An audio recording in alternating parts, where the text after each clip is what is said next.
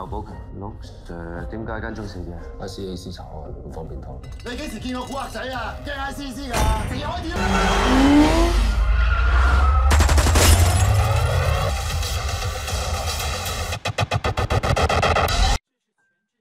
！Cerita dimulai dengan situasi di semenanjung Korea yang sedang tegang pihak utara menyiapkan peluncuran rudal antar benua. Sementara Amerika Serikat memberikan tanggapan keras, menyebabkan keadaan semakin memanas. Tokoh utama wanita, Moon Juk, adalah juru bicara Kementerian Luar Negeri Korea Selatan. Suaminya, Jang Junyi, merupakan bintang politik yang sedang naik daun. Dengan citra bersih dan kemampuan berbicara yang luar biasa, ia sangat dicintai masyarakat dan bahkan disebut-sebut sebagai kandidat kuat presiden berikutnya. Namun, kebijakan politiknya yang berorientasi pada perdamaian dan unifikasi Korea justru menimbulkan perpecahan di kalangan masyarakat. Sementara itu, Moon Juk dulunya adalah seorang duta besar PBB yang sangat berkompeten. Demi mendukung kampanye kepresidenan suaminya, ia rela meninggalkan karir gemilangnya dan memilih menjadi ibu rumah tangga. Di balik citra mereka sebagai pasangan politik yang sempurna, ternyata tersimpan retakan yang tak terlihat. Moon Juk mencintai kebebasan dan memiliki kebiasaan berlari sendirian setiap dini hari.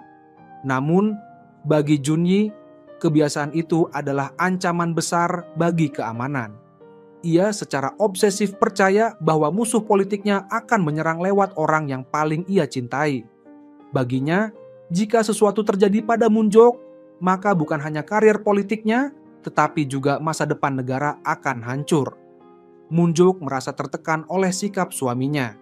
Ia tidak mengerti mengapa suaminya belum menjadi presiden saja sudah bersikap seperti seorang presiden sejati. Di sisi lain, Presiden Choi yang merupakan pemimpin saat ini merasa menyesal atas pengunduran diri Moon Juk. Ia sangat mengagumi kemampuan diplomatik Moon Juk dan bahkan pernah berencana mengangkatnya menjadi Menteri Luar Negeri hingga akhirnya mengetahui bahwa suami Moon Juk adalah lawan politiknya. Presiden Choi memperingatkan bahwa posisi Junyi terhadap isu reunifikasi Korea sangat berbahaya dan tidak bertanggung jawab, bahkan bisa membawa bencana bagi negara. Pada saat yang sama, Junyi bersiap menghadiri sebuah doa bersama di gereja untuk perdamaian dan penyatuan Korea, di mana ia juga akan mengumumkan kebijakan unifikasinya. Sebelum berangkat, ia mengenakan kalung salib pada Moon Juk, menatapnya dengan penuh kehangatan namun juga dengan tatapan aneh, seolah menyimpan rahasia. Ketika Moon Juk bertanya, Junyi hanya berkata bahwa itu cerita panjang, dan akan ia jelaskan nanti malam. Tatapannya penuh rasa rindu seperti perpisahan terakhir. Dalam perjalanan, ia membuat dua keputusan aneh. Pertama, menyuruh semua pengawal menunggu di luar gereja. Kedua, tiba-tiba ingin makan buah persik yang seharusnya tidak tersedia pada musim itu. Ketika mereka tiba di gereja, tempat itu sudah dipenuhi para demonstran yang menentang unifikasi damai, meneriakkan bahwa Junyi adalah pengkhianat. Begitu masuk ke dalam, Moon Juk melihat ke arah balkon, di mana seorang fotografer sedang memotret dan tampak terpesona oleh kecantikannya.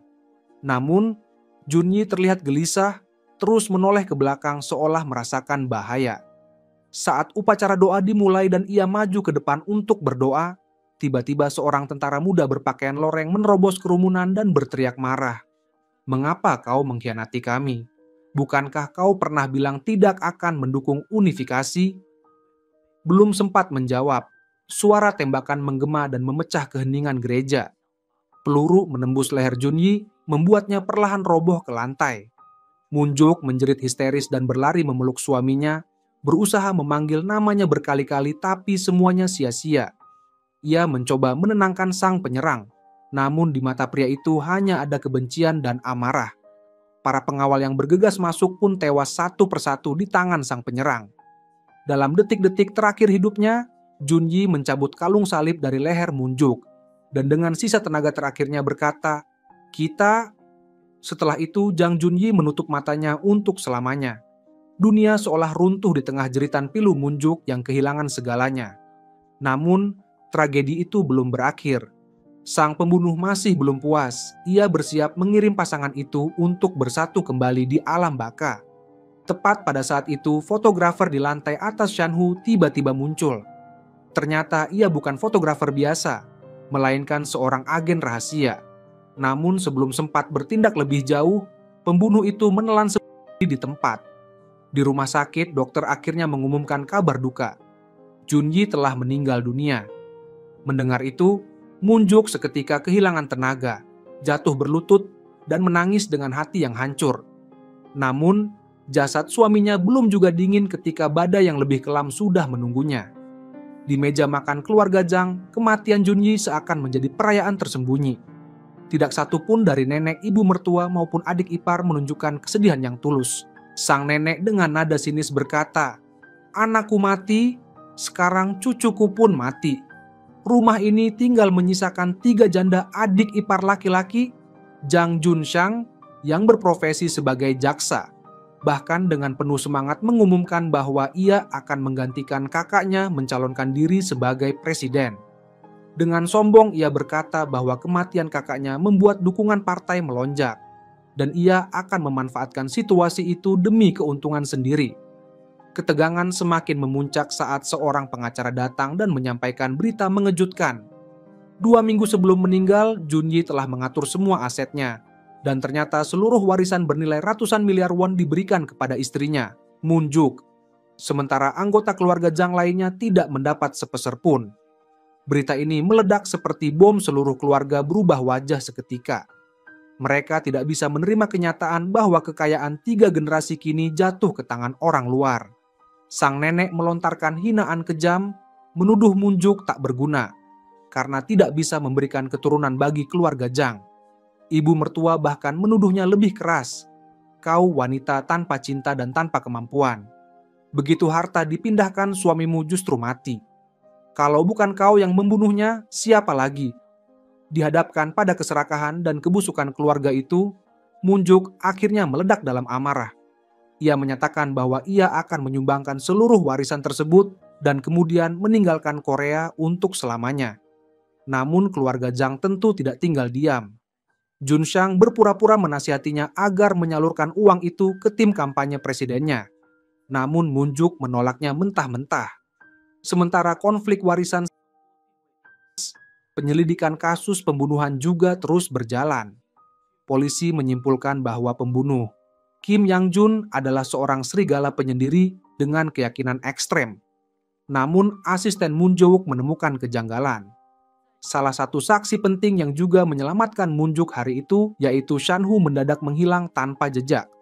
Lebih mencurigakan lagi, pihak kepolisian tidak memiliki catatan apapun tentang identitasnya. Yang mereka tidak tahu, Shan-hu sebenarnya adalah agen elit dengan kemampuan mematikan. Saat itu, ia sedang memperbaiki sebuah kalung salib kalung yang dulu diberikan Junyi kepada Moon Juk. Tiba-tiba, ia menerima panggilan misterius dari seorang klien yang menugaskannya untuk melindungi janda seorang politisi Korea bernama Seo Moon Juk. Mendengar nama itu, Shan-hu terkejut dan memastikan apakah yang dimaksud adalah Moon Juk yang sama. Klien tersebut menyangkal, mengatakan bahwa wanita itu tidak tahu dirinya sedang dalam bahaya, dan memintanya merahasiakan misi ini. Artinya, Shan-hu harus membuat Moon Juk secara sukarela mempekerjakannya sebagai pengawal pribadi, sambil diam-diam melaporkan semua aktivitasnya kepada klien tersebut. Meski begitu, Shan-hu memiliki pandangan tersendiri tentang Moon Juk. Ia merasa wanita itu, meskipun hatinya hancur, tetap tegar dan mampu menyembunyikan kesedihannya dengan baik, menjalani rutinitas seolah-olah semuanya baik-baik saja. Mungkin karena rasa iba itulah, Shan-hu akhirnya memutuskan untuk menemui Moon Juk, mengembalikan kalungnya, sekaligus memperingatkan bahwa hidupnya sedang terancam. Ketika keduanya bertemu, Shan-hu segera menyadari bahwa ada seseorang yang membuntuti Moon Juk. Ia dengan cepat menyingkirkan penguntit itu dan membawa Moon Juk kabur melalui lorong-lorong rahasia di hutan jalur yang bahkan tidak tercatat di peta. Setelah berhasil mencapai tempat aman, Moon Juk akhirnya mengajukan pertanyaan yang telah menghantuinya. "Apakah kau mendengar kata-kata terakhir si pembunuh?" Shan-hu menjawab dengan tegas, "Aku membunuh mata-mata." Mendengar itu, Moon Juk semakin yakin pembunuh suaminya bukan sekadar orang gila, melainkan bagian dari konspirasi besar yang jauh lebih gelap. Ternyata dugaan Shanhu benar, pelaku pembunuhan itu sama sekali bukan orang gila. Di balik tindakannya pasti ada dalang yang mengatur segalanya. Yang lebih aneh lagi, Shanhu menemukan bahwa sebelum kejadian, pelaku sempat meninggalkan sebuah kartu nama kosong, hanya berisi satu deretan nomor telepon. Namun, nomor itu sama sekali tidak ada. Meskipun begitu, setiap kali Shanhu mencoba menelepon dari telepon umum, sekelompok orang misterius akan langsung mengelilinginya. Jelas sekali, orang di balik semua ini memiliki kekuatan yang luar biasa, cukup kuat untuk membuat nomor itu seolah menghilang begitu saja. Bahkan tahu setiap gerak-gerik orang-orang yang terlibat. Rekaman kamera pengawas lain kemudian mengungkapkan sebuah kebenaran yang lebih mengerikan. Seseorang pernah diam-diam bertemu dengan pelaku, Kim Yong-jun. Dan orang itu bukan siapa-siapa, melainkan adik ipar dari Moon-ju. Setelah menyelidiki lebih jauh, Moon-ju mengetahui bahwa sebelum kematiannya, sang suami tiba-tiba memperketat keamanan dan berperilaku sangat hati-hati. Sekretaris suaminya juga mengatakan bahwa belakangan ini ia sering menyebut satu nama julukan tupai ganas. Moon-ju segera sadar bahwa julukan itu merujuk pada adik iparnya sendiri, Jaksa Jang Joon-sang, yang mendapat sebutan itu karena bekas luka akibat gigitan tupai saat masih kecil. Asisten Moon-ju, Mi-ji, juga menemukan sekelompok orang yang sedang membantu keluarga pelaku untuk pindah rumah. Jelas mereka berniat menutupi kebenaran di balik pembunuhan itu. Mengetahui hal itu, Moon-ju memperingatkan Mi-ji agar jangan mengikuti mereka, karena itu bisa membahayakan nyawanya. Namun gadis keras kepala itu tidak mendengarkan dan tetap nekat mengejar mereka. Tak lama kemudian, Moon-ju menemui Jang Joon-sang untuk meminta penjelasan. Yang mengejutkan, Jang malah berkata dengan dingin, "Kau ingin tahu alasannya? Karena dia adalah mata-mata." Ia mengaku bahwa demi kepentingan keluarga dan negara, ia harus menutupi kenyataan bahwa kakaknya adalah seorang mata-mata, bahkan menyinggung bahwa itu semua dilakukan demi membantu pihak Amerika membersihkan jaringan pengkhianat. Moon-ju sama sekali tidak percaya. Ia mengenal suaminya dengan baik meskipun tampak lemah, tapi ia bukan pengkhianat. Ia yakin Jang Joon-sang berbohong dan hanya ingin menyingkirkan orang-orang yang menghalangi ambisinya menuju kursi presiden. Melihat Moon-ju tidak mau tunduk, Jang Joon-sang akhirnya memperlihatkan kekejamannya. Ternyata Mi-ji sudah lebih dulu ditangkap dan disiksa hingga hampir tak bisa dikenali. Dengan cara itu, ia memaksa Moon-ju menghentikan penyelidikannya. Tak punya pilihan lain, Moon-ju pun terpaksa menyetujui. Dalam keputusasaan, Moon-ju pergi mencari teman lama suaminya yang kini menjadi seorang pastor. Namun, saat tiba di gereja, ia terkejut mendapati pastor itu sudah tewas bersimbah darah. Di saat yang genting itu, tentara bayaran misterius bernama Shanhu muncul dan menyuruhnya segera pergi. Tak lama kemudian, sang pembunuh datang menghampiri. Dengan tenang dan sopan, Shanhu menutup pintu agar Moon-ju tidak melihat pertumpahan darah yang akan terjadi. Setelah pertarungan sengit, Shanhu berhasil menaklukkan pembunuh itu. Setelahnya, Shanhu membawa Moon-ju ke sebuah ruang bawah tanah yang ternyata merupakan jaringan rahasia gereja yang dulu dijalankan oleh sang pastor. Di sana mereka akhirnya menemukan sebuah dokumen penting yang disembunyikan sang pastor, dan kebenaran tentang kematian Zhang Junyi serta sang pastor pun terungkap. 2 bulan sebelumnya, satelit milik Amerika menangkap informasi mencengangkan. Korea Utara diam-diam membangun kapal selam nuklir berbobot puluhan ribu ton yang mampu membawa 128 hulu ledak nuklir. Ini berarti ancaman nuklir Korea Utara sudah berada di ambang bahaya. Para pejabat tinggi kelompok garis keras di Washington segera memutuskan untuk meluncurkan serangan balasan, melancarkan serangan nuklir presisi ke 40 target di Korea Utara. Namun Anderson, wakil asisten Menteri Luar Negeri Amerika Serikat untuk urusan Asia Timur, menentang keputusan itu. Ia tahu perang ini akan menewaskan jutaan orang.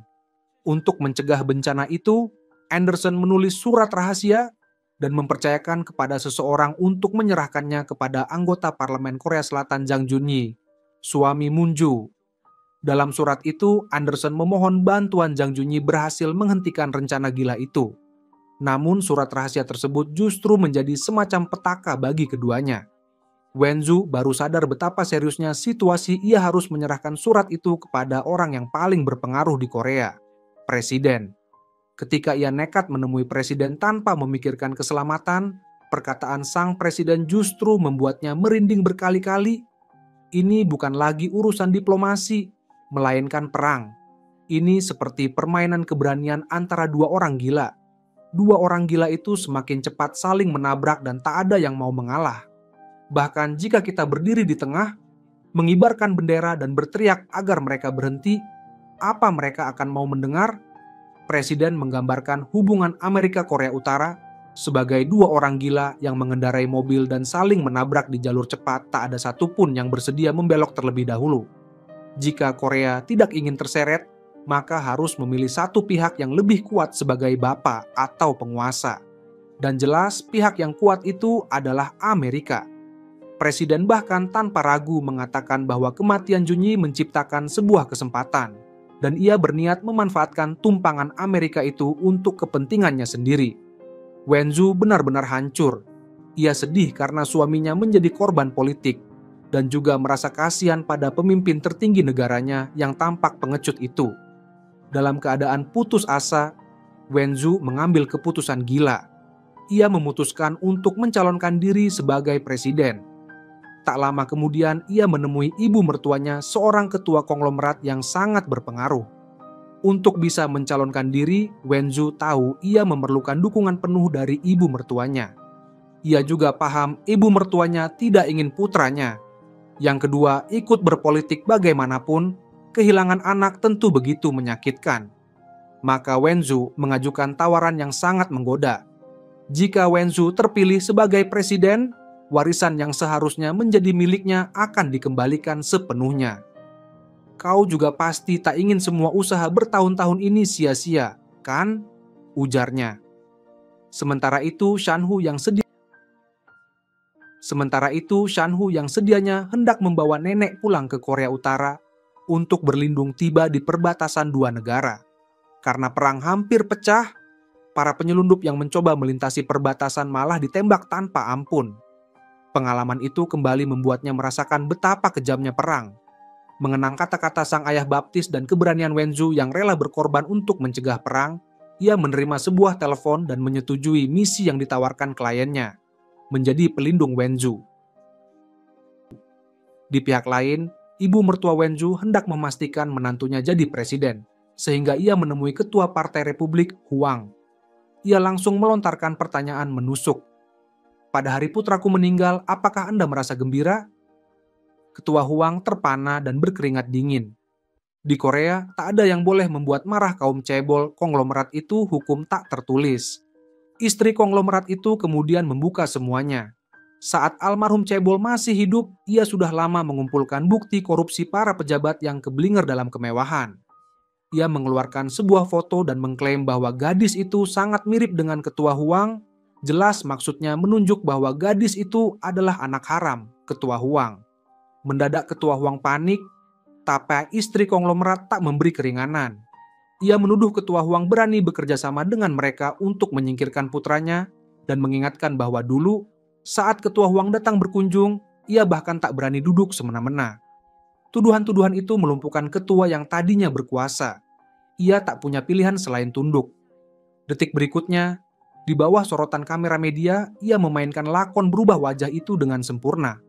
Sementara itu, Wenzu menemui adik iparnya, Jang Junshang, dan melemparkan bukti kejahatan yang dilakukannya di Amerika 20 tahun lalu, bukti pembunuhan dalam kecelakaan beserta video yang menunjukkan ia menyiksa istrinya di rumah.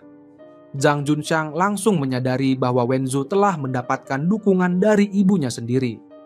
Meski penuh rasa tidak rela, ia tak lagi punya kekuatan untuk melawan. Dengan nada penuh kebencian, ia melemparkan satu kalimat. Kalau begitu, sampaikan pada ibu satu hal, kita akan bertemu di neraka. Lalu ia memperingatkan Wenzu tentang sesuatu dan mengakhiri ucapannya dengan potongan yang tersisa. Ketahuilah satu hal, aku tidak pernah. Kini semua rintangan yang menghalangi Wenzu untuk menjadi calon presiden sudah dibersihkan. Langkah berikutnya adalah membangun momentum. Dalam sekejap, berita tentang Wenzu memenuhi seluruh media. Ia dibentuk menjadi sosok yang tak bersenjata, seorang Joan of Arc modern yang berdiri di bawah ancaman senjata demi melindungi suaminya. Berkat citra kepahlawanan itu, elektabilitas Wen Zhu meroket dan ia segera menjadi calon yang paling banyak didukung. Sementara itu, Shan Hu kembali ke Seoul. Melihat berita pencalonan Wen Zhu, matanya semakin teguh. Saat menandatangani kontrak dengan organisasi sebagai pengawal, ia juga berikrar secara resmi. Ketenangan dan keselamatan masa depan Wen Zhu akan menjadi tanggung jawabnya. Titik awal kampanye dipilih di Gwanghwamun Square. Sebuah pidato besar akan segera diselenggarakan. Shan Hu menyiapkan senapan runduk dan mengamati segala gerak-gerik sekitar dengan cermat. Tiba-tiba organisasi memberi kabar. Seorang pembunuh elit berkode bulu merah bersama seorang ahli peledak telah diam-diam menyusup ke Seoul dengan target langsung ke Wen Zhu. Shan Hu segera menyadari bahaya. Ia berusaha menghubungi Wen Zhu, namun sang calon sudah mengganti nomor ponsel untuk menghindari gangguan media. Saat Shan Hu tiba, Wen Zhu justru sudah naik kereta. Dengan cepat Shan Hu merebut ponsel kapten keamanan dan memerintahkan Wen Zhu untuk segera turun, jangan duduk. Wen Zhu yang masih bingung malah duduk di kursinya. Shan Hu hanya bisa memperingatkan agar dia tetap diam dan tidak bergerak. Suasana aneh itu akhirnya membuat semua orang curiga, dan Wen Zhu baru menyadari bahwa dirinya sedang dalam bahaya. Shan Hu bergegas menuju stasiun berikutnya untuk bertemu Wen Zhu dan menonaktifkan bom. Di perjalanan banyak rintangan, namun Shan Hu berhasil naik ke dalam kereta. Ia dengan tenang mengevakuasi penumpang dan memeriksa kursi. Ketika mengangkat bantal, terlihatlah sebuah pemicu tekanan yang rumit. Timer menunjukkan hanya 6 menit tersisa. Setelah membuka panel depan dan memotong sandaran, di baliknya terlihat berderet paku baja sebuah bom yang dirancang bukan hanya untuk membunuh, tetapi menghancurkan tubuh korban. Dengan ketenangan luar biasa, Shan Hu pertama-tama memutus pemicu tekanan, lalu menukar posisi duduk dengan Wen Zhu. Saat detik-detik menjelang ledakan, ia melompat ke udara. Melihat Shan Hu masih utuh, Wen Zhu pun akhirnya bisa bernapas lega. Namun percobaan pembunuhan yang menegangkan itu membuka mata Wen Zhu terhadap bahaya yang menghadang jalannya. Meski baru saja lolos dari maut, ia tidak mundur. Wen Zhu tetap melanjutkan rencana ke panggung kedua. Di hadapan ribuan mata, Wen Zhu memilih untuk berbicara tanpa naskah tim. Ia mengungkapkan seluruh ceritanya mulai dari kuliah di luar negeri, kematian tragis suaminya, hingga pengalaman duduk di atas bom hari itu. Ia mengatakan bahwa bom itu sebenarnya berusaha mencegah langkahnya menuju rakyat. Ucapan yang tegas dan jujur itu menggetarkan hati semua orang. Sorak-sorai dan dukungan membubung. Di akhir pidato, ia menatap sebuah gedung di kejauhan, karena tahu bahwa ada seorang pria yang selalu menjaganya dari tempat itu. Siapapun rintangan, dia akan tetap berada di sana untuk melindunginya. Setelah pidato, Wen Zhu bertemu lagi dengan Shan Hu di kantor polisi. Mereka saling mengenal namun tetap terdiam. Tak lama kemudian keduanya tak sengaja bertemu di halaman belakang gereja. Shan Hu berkata terus terang bahwa ada pesan yang sedang disampaikan. Siapapun yang mencoba menghentikan perang ini akan menerima nasib yang sama. Kamu mungkin masih akan ada bahaya, ujar Shan Hu dengan suara tegas namun penuh keyakinan. Aku baru saja menandatangani kontrak baru dengan Valkyrie. Tak ada seorang pun di dunia ini yang bisa melindungimu lebih baik dariku. Ucapannya terdengar tegas sekaligus dominan. Setelah melalui begitu banyak peristiwa, Wen Zhu tahu betul bahwa Shan Hu benar-benar tulus ingin melindunginya. Ia pun menerima tawaran kerja sama itu, tanpa menyadari bahwa pada saat itulah takdir keduanya mulai terjalin diam-diam. Sebuah badai politik besar yang akan mengguncang seluruh negeri pun perlahan mendekat. Namun keputusan Wen Zhu untuk mempekerjakan Shan Hu sebagai pengawal membuat semua orang menganggapnya gila. Berdasarkan hasil penyelidikan, Shan Hu yang memiliki kode nama Polaris, Bintang Utara, adalah sosok dengan kemampuan yang tak tertandingi. Ia pernah melindungi 737 target berisiko tinggi tanpa satu pun kegagalan. Di dunia bawah tanah, ia dijuluki mimpi buruk para pembunuh. Akan tetapi latar belakangnya sangat misterius. Ia lahir di Mongolia, kemudian memperoleh kewarganegaraan Amerika Serikat. Ia berbicara bahasa Korea dengan fasih, namun tidak memiliki catatan apapun yang mengaitkannya dengan Korea. Ia pernah ikut dalam perang Irak, dikenal sebagai prajurit bayaran yang tegas dan tanpa belas kasihan. Yang lebih mencurigakan, ia sempat menjadi relawan di sebuah gereja yang banyak menampung pelarian dari Korea Utara, membuatnya dicurigai sebagai mata-mata dari utara. Meski dikelilingi keraguan dan tuduhan, Wenzu tetap tenang. Ia tahu di dalam hatinya bahwa kematian suaminya pasti melibatkan konspirasi besar. Shan-Hu telah 2 kali menyelamatkannya dari bahaya. Itu tidak mungkin kebetulan. Mungkin, pikirnya, Shan-Hu adalah satu-satunya kunci untuk membuka rahasia di balik tragedi ini. Sementara itu, situasi dunia semakin tidak menentu. Presiden Korea Selatan bahkan dipermalukan dalam forum internasional, tidak ada satupun negara yang mau menemuinya. Artinya, dalam permainan besar yang menentukan masa depan semenanjung Korea, negaranya telah tersingkir dari meja perundingan. Seorang profesor tua yang bijak menasihati Wenzu, tatanan dunia sedang berubah. Demi kepentingannya sendiri, Amerika tidak akan ragu menyalakan api perang di semenanjung ini. Ia memperingatkan bahwa karena Wenzu memperjuangkan perdamaian dan mendapat simpati rakyat, Amerika pasti akan menganggapnya ancaman dan berusaha menyingkirkannya.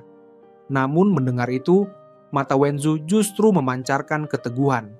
Kalau mereka ingin membunuhku, katanya pelan, itu berarti aku sudah cukup kuat untuk membuat mereka takut.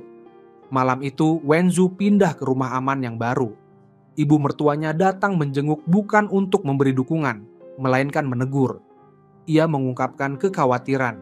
Pria seperti Shan-Hu memiliki daya tarik mematikan bagi wanita. Sekali kau terlibat perasaan, semua rencanamu akan hancur. Tapi Wenzu sudah mantap. Ia menjawab tenang, justru karena itulah aku membutuhkan dia.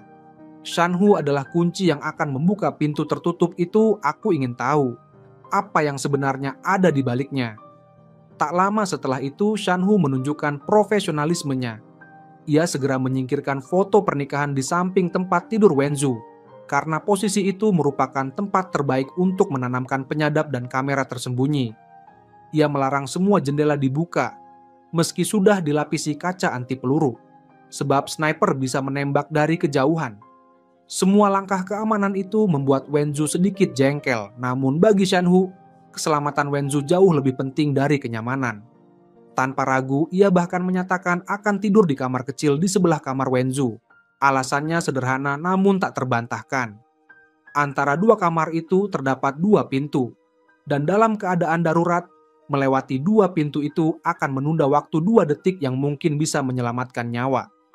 Wenzu akhirnya mengizinkannya, meski sempat menegurnya agar tidak terlalu berlebihan. Tapi Shan-Hu tidak berani lengah sedikit pun. Dalam setiap kata-katanya tersirat pengalaman seorang pejuang yang telah melewati ratusan situasi hidup dan mati. Raut wajah Shan-Hu yang dingin dan kata-katanya yang tegas penuh pengalaman hidup mati membuat Wenzu terdiam, tak bisa membantah. Ia tahu, orang seperti Shan-Hu telah melewati begitu banyak ujian maut. Kerasnya dunia nyata sudah mengukir kewaspadaan di setiap gerakannya. Sementara itu, di ruang tamu, ibu mertua Wenzu, nyonya besar keluarga konglomerat, memanggil pengawal lain bernama Chang-si. Dengan nada serius, ia mengaku curiga bahwa Badan Intelijen Nasional (NIS) telah lama menyadap rumah mereka. Ia meminta Chang-si untuk menemukan alat penyadap yang mungkin tersembunyi dan menyelidiki siapa yang memasangnya, serta apakah hal itu ada hubungannya dengan kematian Zhang Junyi. Dalam pandangan sang nyonya, semua orang tampak mencurigakan, termasuk Shan-Hu, bahkan menantunya sendiri, Wenzu. Beberapa hari kemudian, Wenzu mendapatkan kesempatan penting untuk berpidato dalam kampanye besar. Di atas panggung, ia berbicara penuh semangat dan keyakinan, membakar antusiasme ribuan pendukungnya. Namun, di tengah sorak-sorai massa, mata tajam Shan-Hu menangkap gerak-gerik mencurigakan dari seorang pria di kerumunan. Ia segera memperingatkan tim pengamanan, tetapi Chang-si dan anggota lain tidak mempercayai instingnya, menganggapnya terlalu waspada. Setelah acara selesai, Wenzu meninggalkan lokasi diiringi gemuruh tepuk tangan. Suasana di dalam mobil kampanye terasa lega dan gembira. Para asisten sibuk membicarakan kesuksesan besar hari itu. Namun tiba-tiba Shan-Hu memicingkan mata ia melihat pria mencurigakan tadi lagi. Pria itu mengenakan earphone. Ada tato di lehernya, seolah menunggu aba-aba. Naluri seorang pemburu membuat Shan-Hu langsung berteriak kepada sopir untuk segera berbalik arah, tapi sudah terlambat. Sebuah truk besar menabrak dari belakang, mendorong mobil mereka ke depan. Pada saat yang sama, pria bertato itu menekan tombol di ponselnya. Seketika truk tangki di depan meledak-ledakan dahsyat mengguncang jalanan, menelan seluruh iring-iringan mobil dalam kobaran api. Di tengah kekacauan dan asap tebal, Shan-Hu segera memeluk tubuh Wenzu yang terluka dan memaksanya keluar dari reruntuhan. Ia menyuruhnya menutup hidung dengan sapu tangan, mematikan ponsel agar tidak terlacak, lalu menuntunnya menembus kegelapan menuju terowongan bawah tanah. Di dekat rel, suara kereta bergemuruh melewati mereka. Wenzu yang gemetar menatap Shan-Hu dan bertanya, "Bagaimana kau tahu ini akan terjadi?" Dengan tatapan tajam, Shan-Hu menjawab bahwa ia mengenali tato di leher pria tadi simbol dari organisasi pembunuh bayaran kelas dunia. Saat itulah Wenzu benar-benar memahami. Dirinya telah terseret semakin dalam kepusaran perang dan konspirasi global. Rasa bersalah memenuhi hatinya karena banyak orang menjadi korban. Pasca insiden ledakan, tim kampanye mulai terpecah. Kecurigaan terhadap Shan-Hu semakin besar, terutama dari Changxi. Laporan dari Ness menyebutkan bahwa 10 tahun lalu pernah terjadi ledakan serupa, dan dalang dibaliknya adalah kontraktor pertahanan Amerika bernama Cold Universe, yang memiliki hubungan erat dengan organisasi tentara bayaran Valkyrie, organisasi tempat Shan-Hu dulu bekerja. Changxi juga menemukan bahwa rumah aman tempat mereka tinggal saat ini terdaftar atas nama perusahaan kosong, yang tiba-tiba muncul di waktu yang terlalu tepat. Semua itu terlalu kebetulan untuk diabaikan. Sementara Changxi menyelidiki, Shan-Hu sendiri diam-diam mempertanyakan atasannya. Ia mulai menyadari bahwa dirinya hanyalah bidak dalam permainan besar ini dan menuntut tahu siapa klien sebenarnya. Namun jawabannya hanya dingin. "Itu bukan urusanmu." Merasa muak dijadikan alat dan khawatir keselamatan Wenzu kembali terancam, Shan-Hu akhirnya menatap langit-langit kamar, lalu menghempaskan telepon ke lantai. "Aku berhenti," katanya pendek, penuh tekad.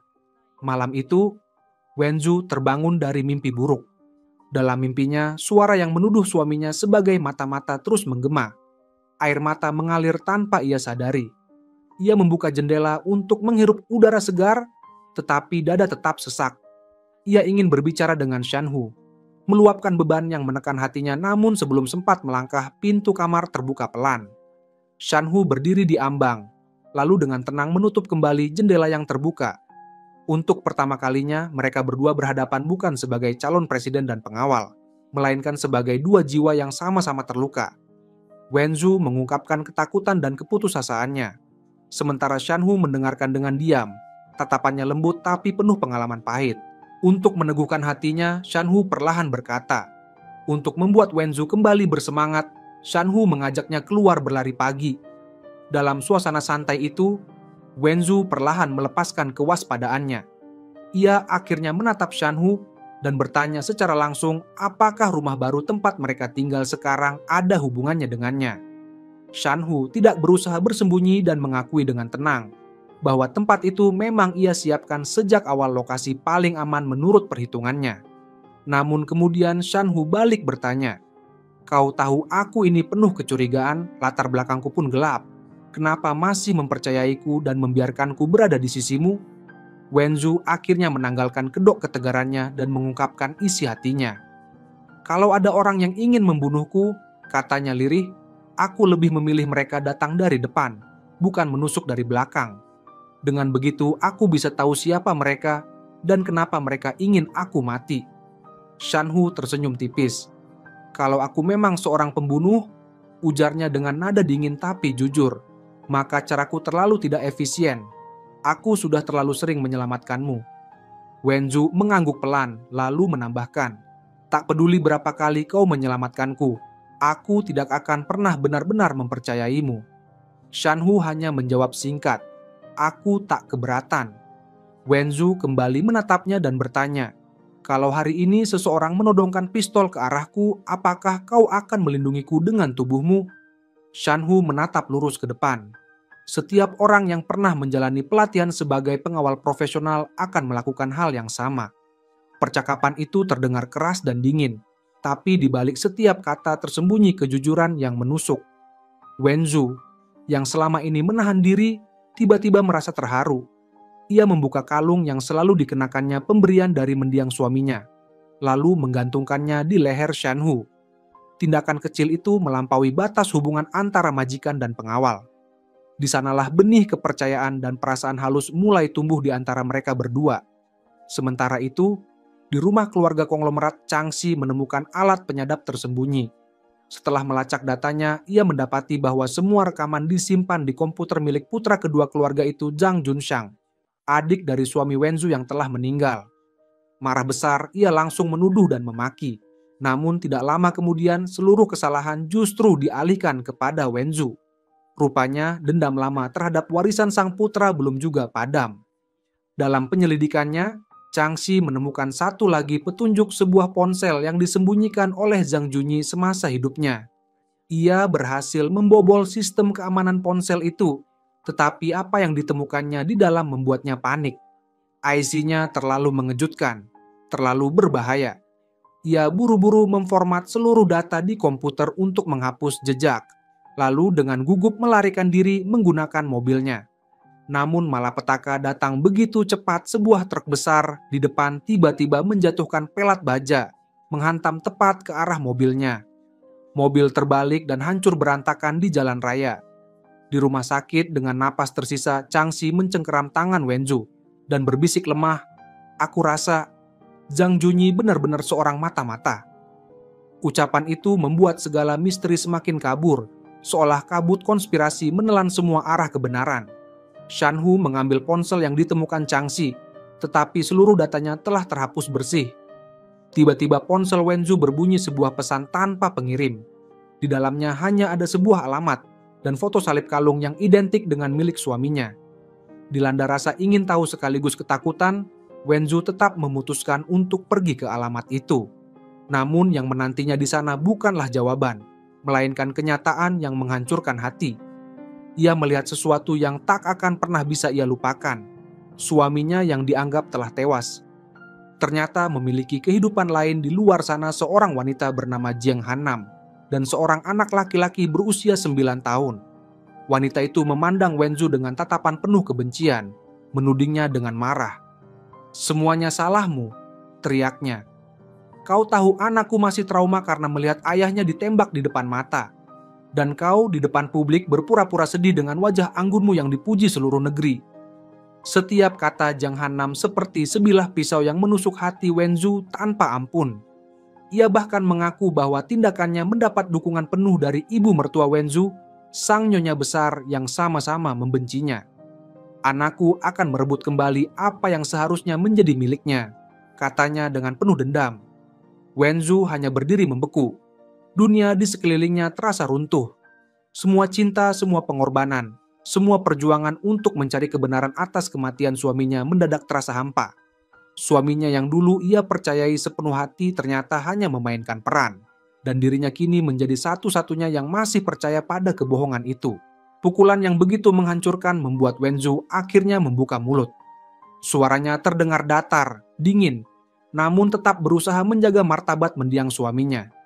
Ia berkata dengan tenang bahwa dirinya bersedia memberikan kompensasi kepada anak dari Jiang Hannam jauh melebihi ketentuan hukum, asal masalah ini bisa diselesaikan secara diam-diam. Namun wanita itu tidak puas. Dengan senyum menghina, ia mengeluarkan sebuah kalung persis sama dengan yang selalu dikenakan Wenzu. Kalung itu ternyata adalah desain buatan tangan Wenzu sendiri. Saat melihat benda itu, semua kenangan manis, semua kata cinta suaminya tiba-tiba berubah menjadi sindiran yang kejam dan telanjang. Wenzu terpaku. Dinding terakhir dalam hatinya runtuh seketika. Tapi Jiang Hannam tidak berhenti di situ. Ia menatap Wenzu dengan tatapan tajam dan berbisik sinis. "Aku tahu kau tak menganggapku ancaman, tapi aku akan membuatmu menangis." Kalimat itu seperti garam yang ditaburkan ke luka terbuka. Wenzu tidak membalas sepatah kata pun. Ia hanya berbalik dan pergi dengan langkah gontai. Namun di dalam hatinya, badai sudah mulai berputar. Ia bukan lagi domba yang menunggu disembelih, ia adalah ratu yang siap memainkan kartu pamungkasnya. Wenzu kemudian menemui ibu mertuanya, perempuan tua yang diam-diam telah mengatur segalanya dari balik layar. Ia menatapnya dengan mata penuh amarah dan bertanya, "Sudah berapa lama kau mempermainkanku?" Sang ibu mertua hanya menatap dingin tanpa sedikit pun rasa bersalah. "Yang terjadi barusan hanya kesalahan kecil," katanya ringan. "Sebaliknya, ini peluang untukmu. Dengan kejadian ini, kau bisa benar-benar lepas dari bayangan suamimu dan berdiri sendiri sebagai calon presiden." Kata-kata itu membuat darah Wenzu mendidih. Ia berteriak bahwa mulai hari ini ia akan memutus semua hubungan dengan keluarga itu. Tapi ibu mertuanya menatap sinis. "Tanpa aku, kau tidak akan pernah jadi presiden." Ia meremehkan tekad Wenzu, tidak tahu bahwa wanita di depannya sudah bukan lagi orang yang sama. Dengan tangan tegas, Wenzu merobek kontrak politik mereka dan hanya mengajukan satu syarat membawa pergi kotak perhiasannya. Namun isi kotak itu bukan permata, melainkan dokumen-dokumen rahasia yang selama bertahun-tahun dikumpulkannya. Bukti penggelapan pajak, manipulasi laporan keuangan, dan penyuapan pejabat yang dilakukan keluarga besar itu. Itulah kartu truf sejatinya sebuah bom yang, jika diledakkan, akan menyeret seluruh keluarga ke jurang kehancuran. Saat ia hendak pergi, sang nenek tiba-tiba ikut menambah bara.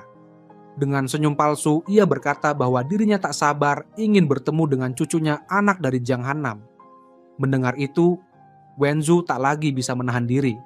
Ia mengangkat telepon dan memerintahkan pengacaranya untuk menyiapkan dokumen donasi seluruh harta warisannya. Ia menatap sang nenek dingin dan bertanya, "Kau sudah berjanji pada wanita itu, kan? Setelah mendapat bagianku, kau akan memberikan semuanya pada mereka." Tamparan keras mendarat di pipinya, tapi Wenzu hanya menarik napas panjang. Tamparan itu justru seperti membebaskannya. Ia tahu, dengan satu pukulan itu, seluruh ikatan antara dirinya dan keluarga suaminya telah berakhir. Dan bersama dengan itu, keluarga besar yang selama ini berkuasa pun akhirnya menuju kehancuran yang tak terhindarkan. Tak lama setelah itu, Wenzu menatap Shanhu dan berkata lirih, "Apakah kau tahu tempat di mana aku bisa tidak melihat atau mendengar siapapun?" Mereka pun pergi ke suatu tempat terpencil di tengah malam. Di sana, di bawah langit tanpa bintang, Wenzu akhirnya menumpahkan air mata yang selama ini ditahannya. Shanhu tidak mencoba menenangkannya. Ia hanya berdiri di belakangnya, menemani dalam keheningan. Beberapa hari kemudian, Wenzu mengatakan ingin belajar menembak. Shanhu mengajarinya dengan sabar dari cara memegang pistol, menarik pelatuk, hingga menahan hentakan senjata. Suara tembakan menggema di udara malam, bahunya terguncang oleh hentakan peluru, namun sorot matanya tetap teguh tanpa sedikit pun keraguan. Shanhu berdiri di belakangnya, memperbaiki posisinya, menahan bahunya dengan lembut, dan berkata pelan, "Kau bisa." Di saat itu, ia untuk pertama kalinya benar-benar memahami beban besar yang ditanggung wanita ini, beban seorang pemimpin yang lahir dari luka dan kehilangan. Namun krisis yang lebih besar tengah mendekat tanpa suara. Profesor Ren, mentor dan sahabat Wenzu yang dikenal sebagai pendukung perdamaian, tiba-tiba muncul di hadapan publik untuk memberikan peringatan keras. Amerika Serikat akan segera menyerang Korea Utara. Perang sudah diambang pintu. Namun peringatannya dianggap sebagai omong kosong. Bahkan banyak yang menuduhnya mata-mata. Beberapa hari kemudian ia diculik, dimasukkan ke dalam karung, dan disiksa dengan kejam. Saat Wenzu dan Shanhu tiba di rumah sakit, Profesor Ren sudah terbaring dengan tubuh penuh luka. Dengan sisa kekuatannya, ia menggenggam tangan Wenzu dan berbisik lemah. Amerika ingin memulai perang, karena mereka telah menerima sebuah informasi yang diungkap Profesor Ren ternyata sangat mengejutkan. Amerika Serikat berencana melancarkan perang, karena menerima laporan intelijen bahwa Korea Utara telah membangun kapal selam nuklir raksasa yang konon mampu menghancurkan daratan Amerika. Namun setelah diselidiki lebih dalam, semua jejak justru mengarah pada seorang pedagang senjata misterius bernama Sidra Ryan. Fakta yang mencengangkan muncul. Kapal selam itu kemungkinan besar tidak pernah ada. Semua hanyalah rekayasa besar sebuah konspirasi yang dirancang dengan sempurna untuk memicu perang demi keuntungan segelintir orang. Lebih mengerikan lagi, semua benang merah dari rencana perang ini ternyata berkaitan dengan kematian suami Wenzu. Dalam diam, pemerintah Amerika sudah mengirimkan perintah rahasia untuk mengevakuasi warga negaranya dari Korea Selatan, tanda bahwa perang benar-benar sudah di ambang pintu. Diperkirakan dalam 12 jam serangan udara akan dimulai. Sementara itu, asisten Wenzu, Meizi, akhirnya berhasil membuka isi ponsel milik mendiang Zhang Junyi. Data di dalamnya membuktikan bahwa semua yang dikatakan Profesor Ren adalah benar. Zhang Junyi telah lama mengetahui bahwa perang ini hanyalah sandiwara besar yang digerakkan oleh para pedagang senjata. Kapal selam nuklir yang dijadikan alasan perang itu tidak pernah ada. Semuanya hanyalah kebohongan yang disusun untuk menciptakan konflik global. Menyadari skala kebusukan ini, Wenzu memutuskan untuk bertaruh dengan segalanya. Ia mengadakan konferensi pers darurat, menyiarkan pidatonya ke seluruh negeri. Dengan suara tegas, ia memperingatkan rakyat bahwa perang bisa pecah sebelum matahari terbit, dan dalam 24 jam, Amerika kemungkinan akan menyerang Korea Utara.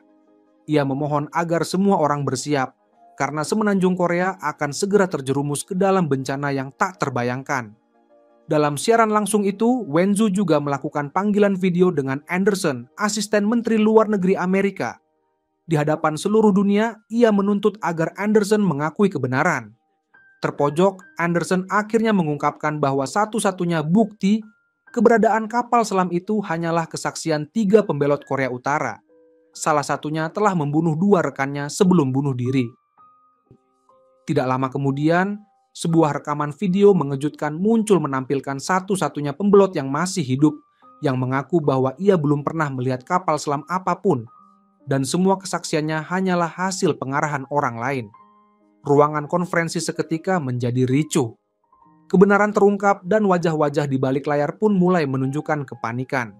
Namun keberanian Wenzu membuat mereka murka. Di kejauhan, seorang penembak jitu sudah menyiapkan senapannya. Begitu kembang api dinyalakan sebagai sinyal, peluru akan melesat ke arah Wenzu, mengakhiri nyawanya di depan seluruh dunia. Namun pada detik terakhir, Shanhu yang berjaga di lokasi merasakan bahaya. Dengan kecepatan luar biasa, ia menerjang ke arah Wenzu dan menjatuhkannya ke tanah. Ledakan kembang api bersinar di langit bersamaan dengan letusan senjata. Mereka berdua berhasil menerobos barisan keamanan, lalu melompat ke sebuah perahu cepat yang menunggu di dermaga. Shanhu memeluk Wenzu erat-erat, melindunginya dari tembakan susulan. Peluru terakhir hanya sempat menggores lengan Wenzu, meninggalkan luka berdarah. Di atas perahu, Wenzu menahan rasa sakit dan berkata lirih, "Aku baik-baik saja." Tapi tatapan Shanhu dipenuhi rasa bersalah dan amarah. Setelah mereka tiba di tempat aman, ia segera menjahit luka Wenzu tanpa obat bius, hanya dengan peralatan darurat. Ia menyuruh Wenzu menggigit kain kasa sementara tangannya bekerja cepat dan tenang. Wenzu gemetar menahan sakit, peluh mengalir di wajahnya, namun ia tidak mengeluarkan suara. Setelah selesai, ia baru sadar bahwa Shanhu juga terluka. Tapi pria itu hanya menggeleng, lebih peduli pada keselamatannya daripada dirinya sendiri. Dalam nada yang dingin namun protektif, Shanhu berkata, "Jangan pedulikan aku. Aku hanya ingin tahu siapa yang berani menembakmu." Kalimat itu membuat hati Wenzu bergetar, tatapannya pada Shanhu mulai berubah, lembut namun penuh makna. Mereka akhirnya bersembunyi di sebuah rumah aman terpencil. Saat Wenzu duduk di kursi, Shanhu dengan tenang membasuh rambutnya. Air hangat mengalir di sela-sela jemarinya, menghadirkan kehangatan lembut di tengah pelarian yang mencekam. Sentuhan kecil itu terasa begitu manusiawi di dunia yang penuh darah dan kebohongan. Saat mata mereka bertemu, keheningan mendadak dipenuhi ketegangan halus sebuah keakraban yang tak perlu kata-kata. Malam semakin larut. Di depan api unggun kecil, keduanya makan dalam diam. Wenzu menatap nyala api dan bertanya perlahan, "Jika perang benar-benar terjadi, apa yang akan kau lakukan?" Shanhu terdiam beberapa saat, lalu menjawab tegas, "Jika bom nuklir benar-benar jatuh, aku ingin bersama orang yang kucintai." Wenzu menatapnya lama. Di hadapannya berdiri seorang pria yang telah berkali-kali mempertaruhkan nyawa demi dirinya. Dalam keheningan yang penuh rasa, udara di antara mereka mulai terasa hangat dan ambigu, seolah waktu berhenti, menyisakan hanya 2 jiwa yang saling memahami di ambang kehancuran dunia. Pada detik berikutnya, Shanhu tak kuasa menahan perasaannya dan mencium Wenzu. Semua kegelisahan dan debar di hatinya seolah meleleh dalam kehangatan ciuman yang penuh kasih.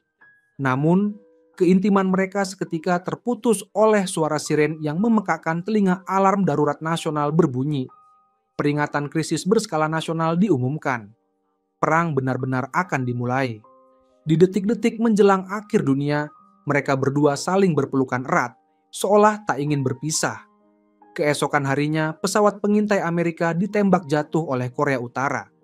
Akibatnya, informasi tentang kapal selam nuklir pun terbongkar.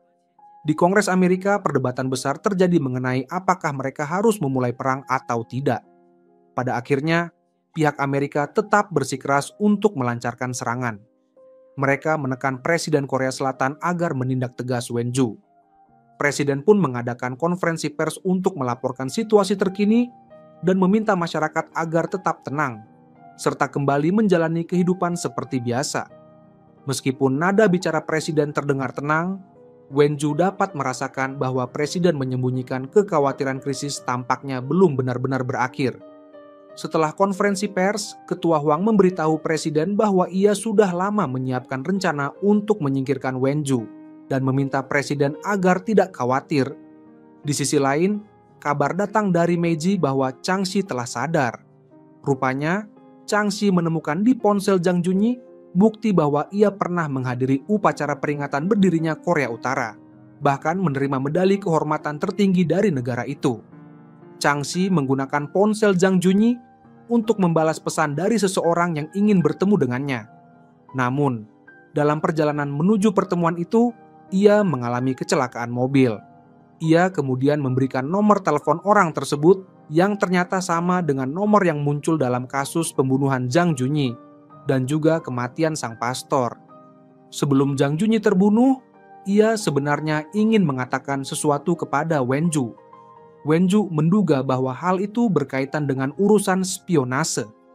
Ia mulai bertanya-tanya, apakah Jang Junyi benar-benar seorang mata-mata?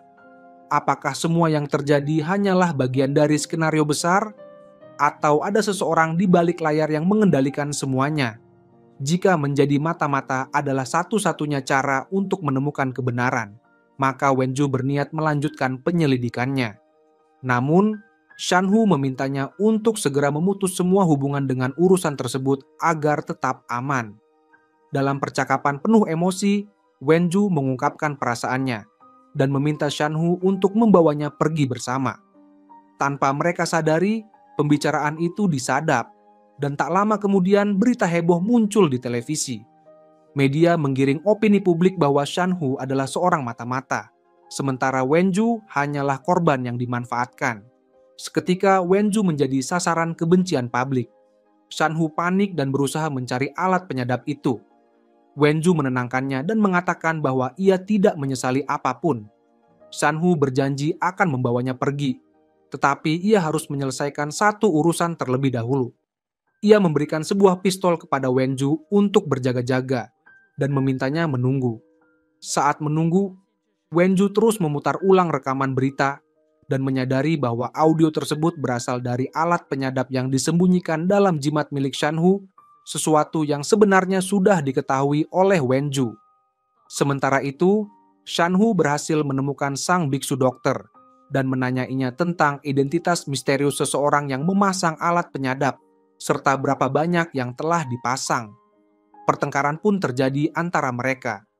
Pada saat itu, Ketua Hwang datang bersama pasukan dan menangkap Shanhu dengan tuduhan sebagai mata-mata.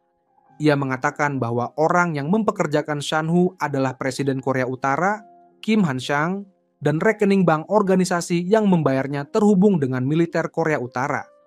Dengan dingin, ia menambahkan bahwa Shanhu hanyalah alat untuk menjatuhkan Shu Wenju. Hwang tersenyum sinis dan berkata kepada Shanhu, "Membuat Wenju jatuh cinta padamu. Bukankah itu juga bagian dari rencanamu? Berkatmu, Shu Wenju kini hancur dan kehilangan segalanya." Mendengar ucapan itu, Wenju yang sedang bersembunyi menjadi sangat terkejut, hatinya serasa ditusuk. Namun, Shanhu dengan kecepatan dan ketangkasannya berhasil membalikkan keadaan dan melawan orang-orang Hwang. Akan tetapi, Hwang tiba-tiba mengeluarkan sebuah foto nenek Shanhu. Ia mengungkapkan bahwa neneknya kini berada dalam kekuasaannya. Shanhu pun terpaksa menahan diri dan mengikuti perintah Huang demi keselamatan sang nenek. Huang memerintahkan Shanhu agar berpura-pura melarikan diri bersama Wenju dengan kapal, lalu melompat ke laut di tengah perjalanan dan kembali ke Korea Utara. Sementara itu, Wenju akan dijebak dan ditangkap dengan tuduhan sebagai mata-mata. Meskipun Shanhu berpura-pura setuju, percakapan mereka didengar oleh Wenju membuatnya benar-benar hancur. Ia merasa semua perjuangan dan kepercayaannya kepada Shanhu hanyalah kebohongan. Saat Shanhu menarik diri dari genggaman orang-orang Huang, jimat pelindungnya terjatuh ke lantai. Dan di sanalah ia menemukan alat penyadap tersembunyi di dalamnya. Menyadari semuanya, Shanhu melawan dan menyingkirkan para pengawal Huang di dalam lift, lalu bergegas kembali mencari Wenju. Namun, pada saat yang sama Wenju sudah mendengar seluruh percakapan antara Shanhu dan Huang. Ia benar-benar kecewa. Ia selalu mengira Shanhu datang untuk menyelamatkannya. Tetapi kini semua tampak seperti sebuah konspirasi besar. Ia meninggalkan kabin kayu tempat mereka bersembunyi, dan ketika Shanhu akhirnya tiba, Wenju sudah tak ada di sana. Di tengah perjalanan, Shanhu terus memanggil-manggil nama Wenju, namun Wenju tidak lagi mempercayainya. Dalam kebingungan dan kesedihan, Wenju tak sengaja tergelincir dan terjatuh ke lereng gunung. Dengan tubuh penuh luka dan air mata mengalir deras, Wenju menangis bukan karena rasa sakit fisik, melainkan karena hatinya yang remuk karena kepercayaannya dikhianati oleh orang yang paling ia cintai. Tiba-tiba, ia menerima sebuah video di ponselnya. Dalam video itu, tampak sebuah kapal selam muncul dari permukaan laut.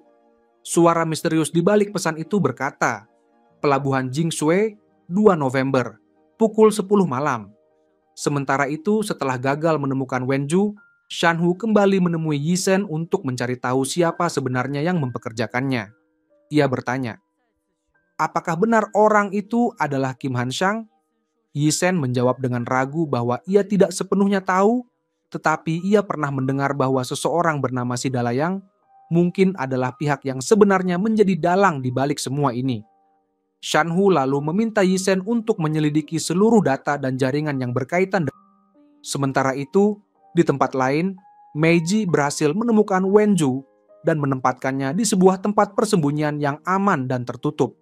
Dalam perlindungan itu, Wenju menghubungi Anderson dan mengirimkan video kapal selam yang ia terima sebelumnya. Setelah meneliti video tersebut, Anderson memastikan bahwa rekaman itu bukan rekayasa.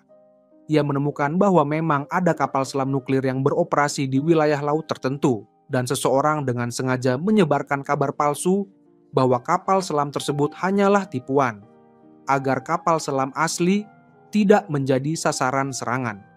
Wenju bertekad untuk mencari tahu siapa yang memintanya pergi ke pelabuhan Jinshui dan apa motif dibalik semua ini. Ia lalu berangkat bersama Changxi untuk melakukan penyelidikan ke lokasi tersebut. Namun, di sana secara tak terduga mereka bertemu dengan Shanhu. Wenju menatapnya dengan marah dan bertanya, "Mengapa kau melakukan semua ini padaku? Apakah semuanya hanya bagian dari rencanamu?" Dengan nada getir, Shanhu hanya menjawab pelan, "Aku takut kau akan mati. Sebenarnya aku membutuhkanmu. Aku ingin pergi bersamamu." Namun, luka di hati Wenju terlalu dalam. Ia mengeluarkan pistol dan menodongkannya ke arah Shanhu. "Kalau kau mengikutiku, aku akan menembak," katanya dengan suara bergetar. "Aku pernah mempercayaimu di saat paling rapuh dalam hidupku. Sekarang aku tidak akan rapuh lagi." Ia pun berbalik dan pergi, meninggalkan Shanhu yang terdiam. Saat berjalan menjauh, Wenju menemukan bahwa Shanhu diam-diam telah menyelipkan sebuah ponsel di saku mantelnya. Tak lama kemudian, seorang pengacara asal Argentina bernama Kim Hee menemui Wenju. Ia menjelaskan bahwa 5 tahun lalu, Zhang Junyi pernah memintanya untuk mendirikan 4 perusahaan cangkang di Argentina guna membeli properti. Saat ini aset-aset itu bernilai hampir 2 triliun. Walaupun Zhang Junyi dikabarkan tewas karena motif politik, menurut pengalaman Kim Hee, kematiannya lebih mungkin disebabkan oleh perebutan warisan, sebab ada seseorang yang berpura-pura menjadi Zhang Junyi dan menghubunginya sebagai agen perwakilan. Orang itu diduga adalah kekasih Zhang Junyi, Jiang Hannan. Setelah diselidiki, nama agen tersebut ternyata juga Si Dalayang, sehingga kematian Zhang Junyi pun semakin dipenuhi teka-teki. Di sisi lain, Jiang Hanan mengadakan konferensi pers dan mengakui bahwa rekaman suara Wenju yang tersebar ke media adalah ulahnya. Ia juga mengumumkan bahwa dirinya adalah kekasih sekaligus ibu dari anak Zhang Junyi. Bahkan menegaskan bahwa Zhang Junyi hanya mencintainya. Dengan lantang, ia menuduh Wenju sebagai pembunuh Zhang Junyi. Namun, semua langkahnya tampak seperti hasil dari manipulasi mertuanya sendiri. Sepulang dari konferensi itu, Jiang Hanan mendapati Shan Hu sudah menunggunya di rumah. Tanpa basa-basi, Shan Hu langsung berkata bahwa ia sedang mencari Shi Dalayang. Akan tetapi, setelah memeriksa data, Shan Hu menyadari bahwa Jiang Hanan bukan orang yang ia cari. Berdasarkan catatan, Jiang Hanan pernah bekerja sebagai pemasok untuk CIA. Tetapi saat transaksi pembelian suku cadang senjata terjadi, ia masih berada di Korea, artinya ada 2 orang berbeda yang menggunakan nama Shi Dalayang. Saat situasinya terbongkar, Jiang Hanan berusaha bunuh diri dengan menelan racun. Tetapi Shan Hu berhasil menghentikannya. Ia berjanji akan melindungi Jiang Hanan dan anaknya, asalkan Jiang mau mengatakan siapa sebenarnya Shi Dalayang. Sementara itu, Chang Shi mengakui kepada Wenju bahwa atas perintah mertuanya, ia pernah memasang perangkat peretas di ponsel Wenju agar sang mertua bisa memantau semua percakapannya dari jarak jauh. Di waktu yang sama, Dr. Ren, seorang ilmuwan yang sebelumnya ditahan oleh CIA, akhirnya dibebaskan. Wenju pergi menemuinya dan mengatakan bahwa ia berencana meninggalkan Korea, bahkan mengajak sang guru untuk ikut bersamanya. Namun, Dr. Ren menolak dengan alasan sudah terlalu tua untuk melarikan diri. Ia malah bertanya dengan nada curiga, kapan dan bagaimana Wenju akan pergi. Wenju kemudian meminta tanda tangan Dr. Ren pada sebuah buku kenangan. Ketika Dr. Ren selesai menandatangani dan mengangkat kepalanya, ia terkejut melihat Wenju sudah menodongkan pistol kepadanya. Dengan wajah penuh amarah dan luka batin, Wenju memaksa gurunya ikut dengannya menuju tepi laut. Di sana kebenaran akhirnya terungkap. Dr. Ren lah dalang di balik semua kekacauan ini. Ia adalah orang pertama yang melihat data yang dikirim Anderson kepada Zhang Junyi, juga satu-satunya yang pernah menemui sang pastor sebelum kematiannya. Identitas aslinya ternyata adalah agen CIA. Dr. Ren merencanakan perang besar demi menciptakan Korea Selatan yang baru, sebuah negara yang lahir dari kehancuran dan konflik. Ia menjebak Zhang Junyi agar tampak sebagai pengkhianat, dan kini berniat melakukan hal yang sama terhadap Wenju, karena ayah Wenju sendiri ternyata pernah menjadi mata-mata. Dengan begitu, semua tuduhan akan tampak masuk akal. Pihak yang mendukung perdamaian dicap sebagai mata-mata. Saat Dr. Ren dan Wenju saling bergulat, Shan Hu tiba tepat waktu dan berhasil melumpuhkan Dr. Ren. Rupanya Wenju sebelumnya telah menggunakan ponsel yang diam-diam ditinggalkan Shan Hu untuk menghubunginya dan menyusun rencana. Mereka memaksa Dr. Ren untuk mengungkap siapa dalang sebenarnya di balik semua ini. Setelah itu, Wenju berpura-pura tidak akan pergi ke pelabuhan Jinsue seperti yang diharapkan pihak lawan, melainkan akan menyelundup melalui pelabuhan Mola. Ia telah memasang kamera pengintai di sana, berniat menjebak siapapun yang muncul atas perintah Dr. Ren. Namun yang muncul justru membuatnya terkejut. Ibu mertuanya sendiri datang, bersama Jiang Hanan. Wenju menatap tak percaya dan bertanya dengan suara bergetar, "Apakah ibu yang membunuh putra ibu sendiri?" Sang mertua menatapnya dingin dan mengungkapkan kebenaran pahit. Junyi bukan anak kandung Wenju, melainkan anak hasil hubungan suaminya dengan wanita lain. Ia menegaskan bahwa kematian Junyi terjadi karena Wenju dan dengan suara tegas ia memerintahkan Jiang Hanan untuk menembak Wenju di tempat. Namun, situasi berbalik ketika Jiang Hanan tiba-tiba menodongkan pistolnya ke arah sang mertua. Dengan bergetar, ia berkata bahwa justru ibu mertua Wenju lah dalang di balik konspirasi kapal selam nuklir, dialah Shi Dalayang yang sesungguhnya. Junyi tewas karena ia menemukan kebenaran itu. Ketegangan mencapai puncaknya, nyaris meledak menjadi baku tembak ketika agen-agen CIA datang dan memerintahkan untuk menembak mati mata-mata bersenjata Shu Wenju di tempat. Tiba-tiba lampu padam, ruangan dipenuhi asap dan gas pembius. Tembakan pun meletus dari berbagai arah. Dalam kekacauan itu, Shan Hu menarik Wenju keluar dari lokasi, namun ia sendiri tertembak.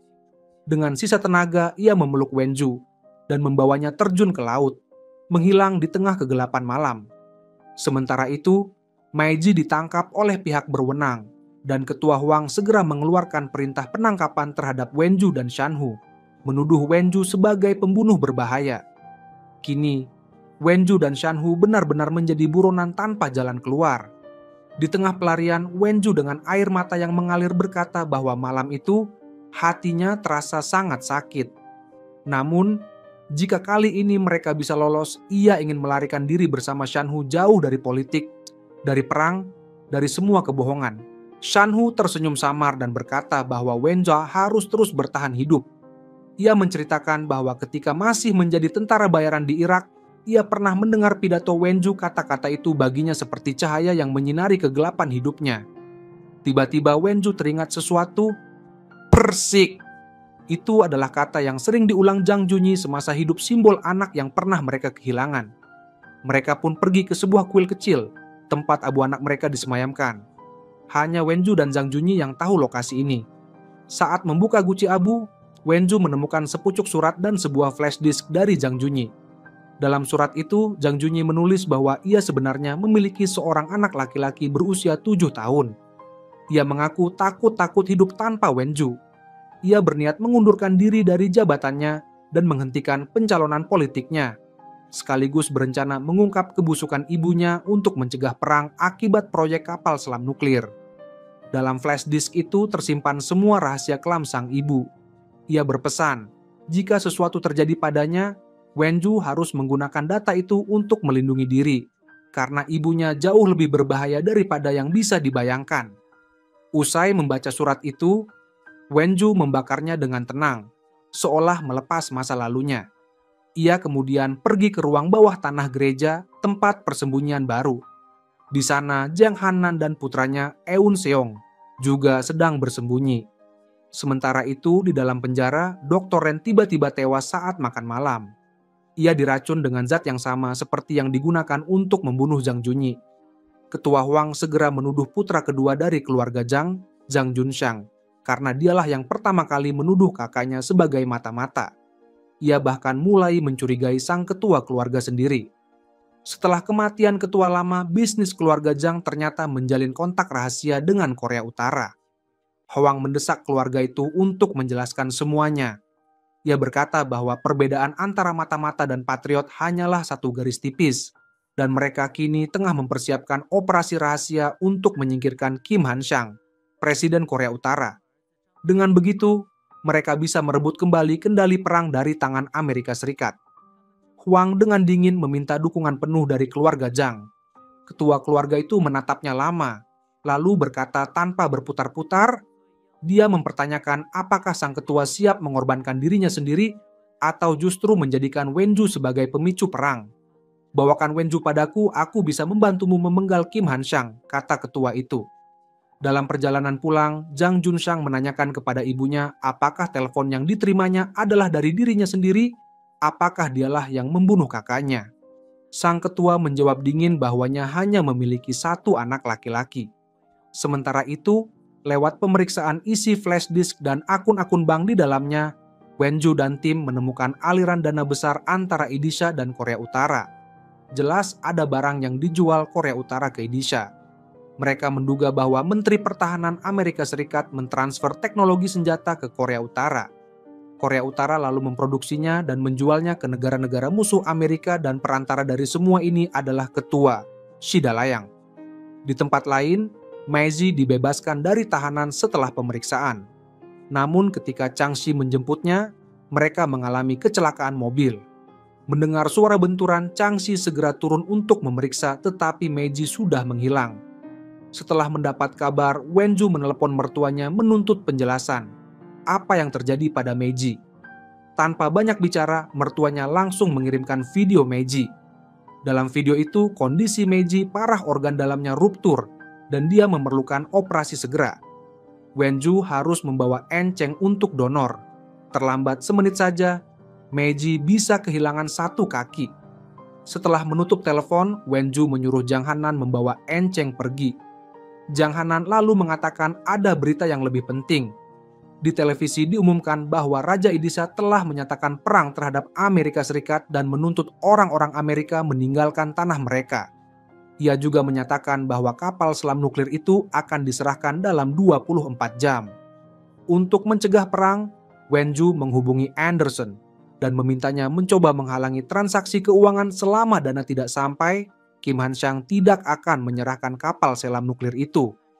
Kemudian Wenju dan Shan Hu berpisah menjalankan misi berbeda. Wenju pergi menemui ketua untuk menghentikannya menyerang Meiji, sedangkan Shan Hu mencari presiden untuk menyampaikan informasi tentang kapal selam nuklir. Saat itu ketua sudah bersiap naik helikopter untuk melarikan diri.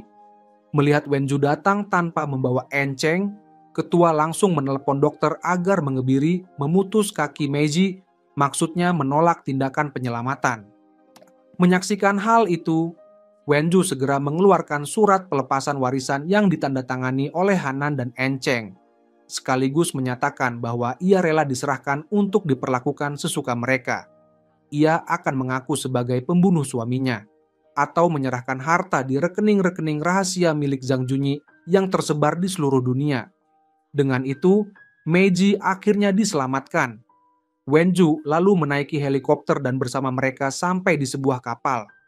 Di atas kapal, ketua memerintahkan anak buahnya untuk memukuli Wenju habis-habisan, lalu memberitahu bahwa kekuasaan yang dikejarnya akan tiba malam itu. Siapapun yang mencoba menghentikannya hanya akan menemui jalan mati. Wenju penasaran sejak kapan ketua memakai nama Shida Layang. Ketua pun mengakui tanpa menutup-nutup ketika suaminya terseret skandal suap sehingga keluarga mereka melarikan diri ke Amerika. Ia memanfaatkan kemampuan bersosialisasi yang tersembunyi dan koneksi istri para politisi korup untuk direkrut oleh CIA sebagai informan menguntit politisi Korea dan mengumpulkan bahan kompromi. Setelah itu mereka mulai bekerja sama dengan kontraktor pertahanan AS, menjual senjata ke pemerintah Korea, dan kapal selam nuklir menjadi tujuan puncaknya.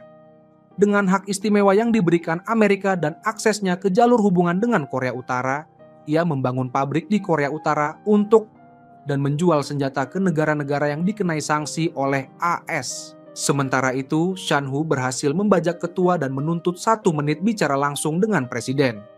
Meski ketua bersumpah melarang pertemuan itu, presiden akhirnya memberi 1 menit.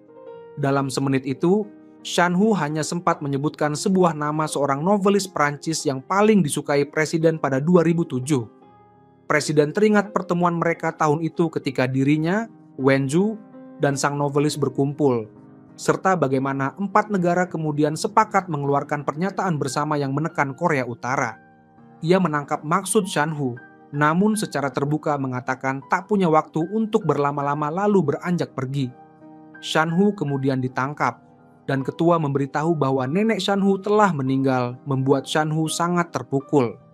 Beberapa waktu kemudian, presiden memanggil Shan Hu sendirian. Shan Hu mengungkapkan kebenaran demi meminta presiden mencegah perang. Tak lama setelah itu, ketua Huang dibawa oleh Kejaksaan Agung untuk diselidiki. Di lain pihak, sang ketua mengeluarkan pengendali kapal selam. Ia mengejek Raja Idisha sebagai pengecut yang tak berani menembakkan misil. Bom nuklir sudah ada selama 80 tahun, namun hanya dipakai sekali. Ia bisa melakukan kejahatan bersejarah tanpa jejak, katanya. Presiden lalu memberitahu pihak Amerika tentang kapal selam itu. Anderson, yang berupaya menghalangi transaksi, berhasil meyakinkan pihak AS membekukan semua rekening bank transaksi. Saat skandal terkuak, masa kecil ketua pun terbongkar. Ia tumbuh liar seperti anjing liar dekat pangkalan militer Aelas. Pada umur 9, ibunya lari bersama tentara Amerika. Hidup dari kerja serabutan, ia membenci tank, tapi kemudian memanfaatkan segala kesempatan. Dari kebencian itu lahir ambisi akan rudal. Ketika ketua bangga dan bersemangat menyongsong peluncuran nuklir, putranya si jaksa Junshang mengeluarkan surat perintah penangkapan terhadapnya.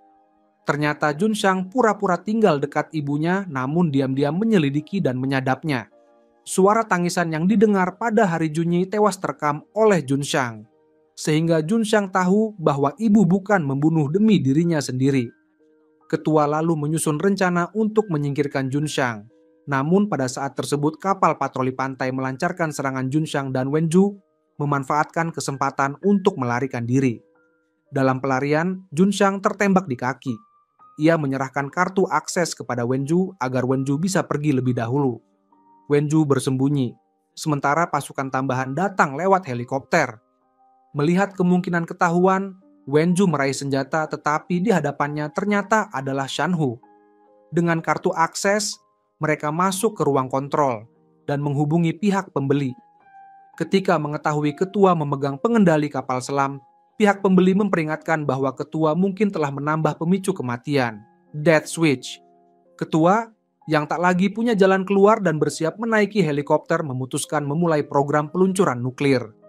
Saat langkah terakhir hampir ditekan, Shanhu tiba untuk menghentikannya. Namun ketua justru mengarahkan pistol ke dirinya sendiri ketika ia mati. Selama 10 menit sistem otomatis di ruang kontrol akan memicu peluncuran. Tanpa ragu ia menarik pelatuk dan menembak dirinya sendiri, lalu jatuh ke laut. Ketika mereka tiba di ruang kontrol, waktu yang tersisa sudah sangat sedikit. Mereka akhirnya berhasil menghubungi Raja Idisha dan mendapatkan kode sandi untuk menghentikan peluncuran nuklir. Begitu Koral memasukkan kode tersebut, hitungan mundur pun langsung berhenti.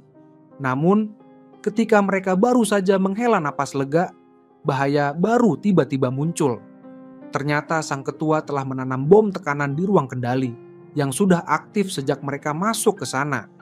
Jika ada yang mencoba meninggalkan ruangan, bom itu akan langsung meledak. Tetapi jika tetap di dalam, bom akan meledak 10 menit kemudian. Koral kemudian mengurung dirinya di dalam ruang kendali. Ia mengatakan kepada Wenju bahwa ia akan mencoba menjinakkan bom itu dan memintanya segera mengevakuasi semua orang di kapal. Namun, saat Wenju menyampaikan pesan tersebut, ia justru ditangkap oleh orang-orang suruhan musuh. Ia berusaha keras melawan, ingin kembali ke Koral untuk menghadapi semuanya bersama. Tetapi yang ia terima hanyalah pesan suara dari Koral yang memintanya segera pergi. Detik demi detik berlalu, Wenju dan para awak kapal akhirnya naik ke skoci penyelamat. Tak lama kemudian, kapal tempat Koral berada meledak dalam ledakan besar yang menerangi lautan malam. Setelah kejadian itu, Wenju menghadapi penyelidikan dari Komisi Etik Korea Selatan. Saat ditanya mengenai hubungannya dengan agen rahasia Bai Shanhu, ia tidak menyangkal apapun. Akibatnya, ia dipecat dari keanggotaan partai. Namun, pihak Amerika Serikat justru memintanya untuk menjadi utusan khusus, karena mereka membutuhkan Wenju untuk menengahi perundingan antara Idisha dan Korea Utara terkait kapal selam nuklir. Sementara itu, Koral yang memiliki kewarganegaraan Amerika dianugerahi medali kehormatan oleh pemerintah AS, meski jasadnya tak pernah ditemukan. Wenju pun masih menyimpan secercah harapan bahwa Koral mungkin masih hidup. Di sisi lain, Presiden Korea Selatan memutuskan untuk mengundurkan diri dan menyatakan dukungannya agar Wenju mencalonkan diri sebagai presiden berikutnya. Awalnya, Wenju menolak. Luka di hatinya masih belum sembuh. Namun sang presiden menasihatinya untuk tidak berpikir dari sudut pandang pribadi, melainkan dari perspektif sejarah. Mengingat kembali ayah, ibu, suami, anak, dan Koral yang hidup atau matinya tak diketahui, Wenju berlutut dan berdoa kepada Tuhan. Ia memohon agar Tuhan membawa kedamaian bagi negeri ini dan mengembalikan cinta yang telah hilang dari dirinya. Beberapa waktu kemudian, Wenju berdiri di atas panggung kampanye pemilihan presiden. Dengan tatapan yang tenang namun tegas, ia menatap masa depan yang baru. Cerita pun berakhir di sini, sebuah kisah tentang cinta